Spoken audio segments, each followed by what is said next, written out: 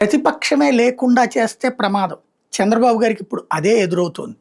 జగన్ పెట్టే చోటికి జనం వస్తుండడం, జగన్ వినతి పత్రాలు తీసుకుంటున్నా అంటే ఎగబడుతుండటం, అమరావతి ప్రాంతంలో బాధితులు జగన్ దగ్గరికి వెళ్ళడం, జగన్‌కి అమరావతి వాళ్ళు ఎప్పటికీ క్షమించరంటే, మేము చేసిన తప్పుని మీరే సరిచేయాలంటూ వాళ్ళందరూ జగన్ దగ్గరికి వెళ్ళటం.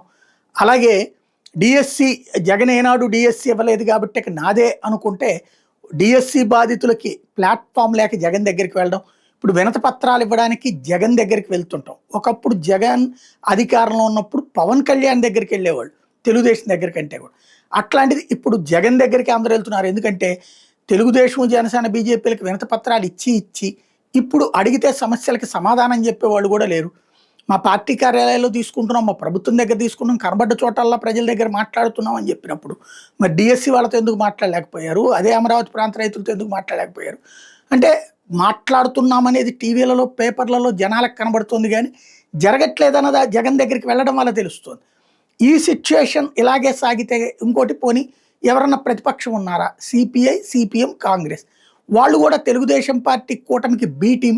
మొదట పార్టీలు ఏ టీంగా ఈ ముగ్గురు ఉంటే బి టీంగా వాళ్ళ ముగ్గురు ఉన్నారు అన్నటువంటిది స్పష్టంగా కనబడిపోతుంది.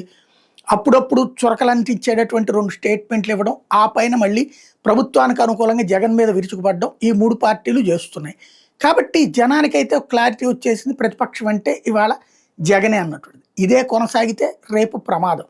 కాబట్టి రాబోయేటటువంటి రోజుల్లో పవన్‌లోని దూకుడుని పెంచి క్రిందటిసారి ఎట్లయితే 2018, 19లో జగన్ దగ్గరికి జనం వెళ్లకుండా ఉండటానికి పవన్ కళ్యాణ్ మధ్యలో వచ్చి ప్రభుత్వానికి వ్యతిరేకంగా పోరాడి, ఆ పైన చివరిలో వచ్చేటప్పటికి జగన్ అనేటటువంటి వాడే పెద్ద రాక్షసుడు కాబట్టి అతను అధికారంలోకి రానివ్వను అన్నటువంటిది ఎట్లయితే చేశారో, అట్లాంటి యాక్టివిటీ ఏమన్నా ప్రభుత్వంలోనే ఉండి భవిష్యత్తులో చేస్తారా? లేదా జగన్ దగ్గరికే మొత్తం మేము మాది అద్భుతమైన అభివృద్ధి, ఇక మమ్మల్ని ఎవరు కాదనలేరు, జగన్ దగ్గరికి ఎవరు వెళ్ళరు, ఈ వెళ్ళే వాళ్ళందరూ కూడా ఉత్తుత్తుదే, మాకే ఓట్లేస్తారు కాబట్టి జగన్కి ప్రత్యామ్నాయం అవసరం లేదని భావిస్తారన్నది రాబోయే రోజుల్లో చూడాలి.